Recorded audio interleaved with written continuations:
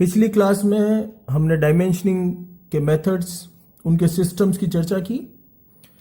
इस क्लास में हम डायमेंशनिंग करने के जो सामान्य नियम हैं, रूल्स, उनकी चर्चा करेंगे, जिससे हमारी डायमेंशनिंग जो है वो प्रॉपर रहे।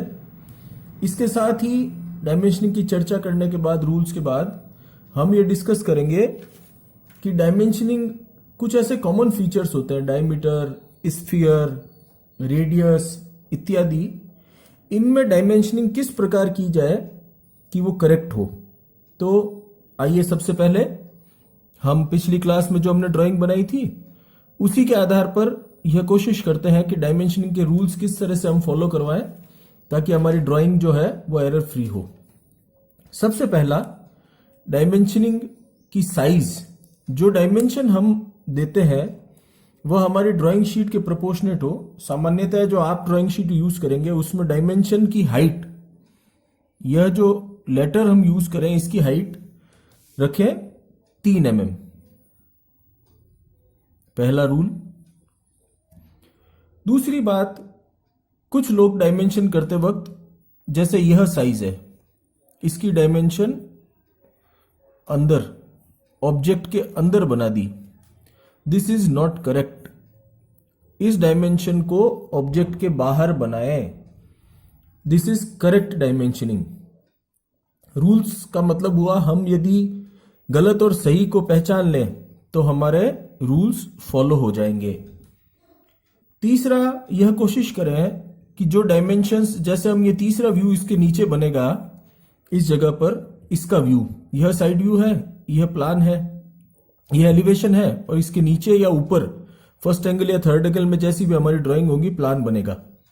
तो कोशिश यह करें कि डायमेंशंस जो है वो उन दोनों व्यूज के बीच में रहे। जैसे यह 60 यहां पर आ गया, यह आपको समझाने के लिए किया था, तो यह डायमेंशन अभी एक्स्ट्रा हो गई। रिडंडेंट डायमेंशन, जरूरत से ज्यादा डायमेंशनिंग बार बार करना ठीक नहीं है। यह देखिए, जैसे हमने इस सर्कल का डायमीटर यहां पे दर्शा दिया और फिर से यदि यह डायमीटर यहां दर्शाया जाए 18 फाई 18 लिख के, तो यह गलत है, इसकी आवश्यकता नहीं है। यह हम एक व्यू में दिखा चुके हैं। तीसरा व्यू, तीसरी बात, जैसे अब हैचिंग यह हमने करी है, इसके बीच में कुछ लोग क्या करते हैं कि यहां पर इस तरह से डायमेंशन दे दी, यह 18 फाई 18। हैचिंग के अंदर सेक्शनल व्यूज जब हम बनाते हैं तो हैचिंग के अंदर इस तरह से डायमेंशन नहीं देना है, यह गलत है। अब पहले मैं, जब ये हैचिंग की बात आई है तो आपको ये बताऊं कि यह जो पिछली शीट थी, जो पिछले वीडियो में हमने देखी थी, उसमें यह लाइंस, जिनको हैचिंग लाइंस बोलते हैं, वह नहीं थी। तो इस व्यू को मैंने सामान्य व्यू से सेक्शनल व्यू बना दिया है। ये देखिए, इस सेंटर लाइन को मैंने as a section line use किया। यह यहां से थिक, और इधर से मैं देख रहा हूं इस डायरेक्शन से, यह मेरा देखने का डायरेक्शन है। व्यूअर जो है वो यहां खड़ा है और इस ऑब्जेक्ट को मैंने यहां से काट दिया।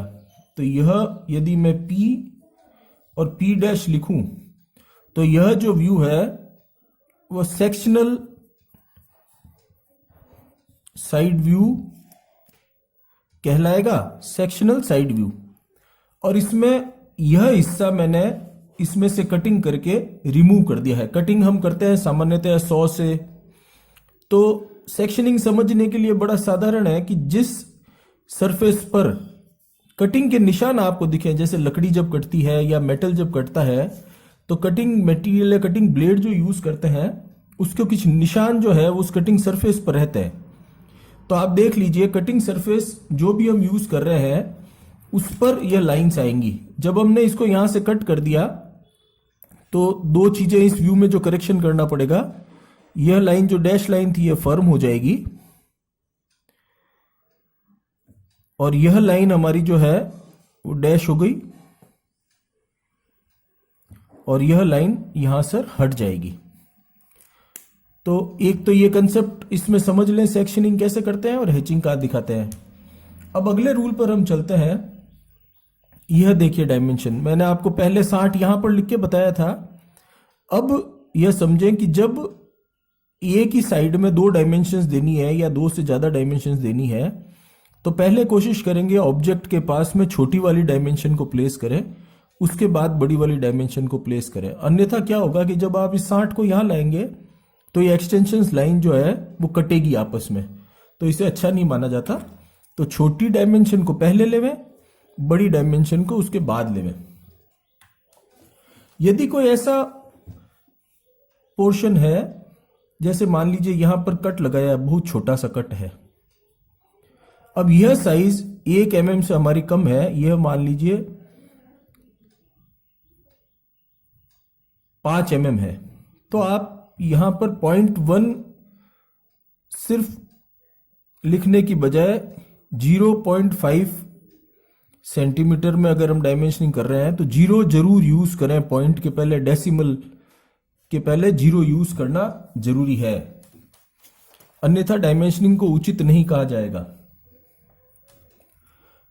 जहां तक संभव हो सेंट्रल लाइन को डायमेंशनिंग के लिए यूज नहीं करें। जैसे मान लीजिए हमको यह डायमेंशन दर्शानी है, तो यह अवॉइड करें कि हम सेंट्रल लाइन को डायमेंशनिंग की एक्सटेंशन लाइन की तरह यूज करें।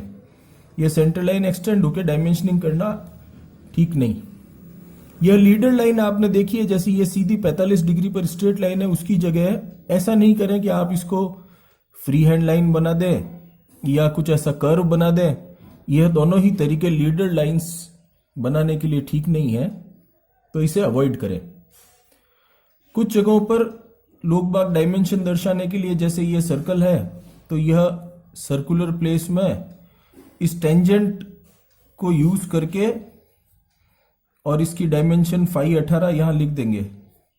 यह तरीका भी गलत है, ऐसा नहीं करना है। सर्कुलर प्लेसेस जो शेप्स दिख रही है उनके टेंजेंट से डायमेंशनिंग करना उचित नहीं है। तो यह मोटा मोटी हमारे 10-12 पॉइंट्स हैं जो डायमेंशनिंग के रूल्स कहलाते हैं, इनका आप ध्यान रखें। आइए अब हम चलते हैं डायमेंशनिंग कुछ ऐसे कॉमन फीचर्स की जो हमारी ड्राइंग जब हम बनाएंगे, ऑर्थोग्राफिक प्रोजेक्शंस जब हम बनाएंगे या और भी कोई तरह की ड्राइंग बनाएंगे तो उनमें हमको काम आएंगे।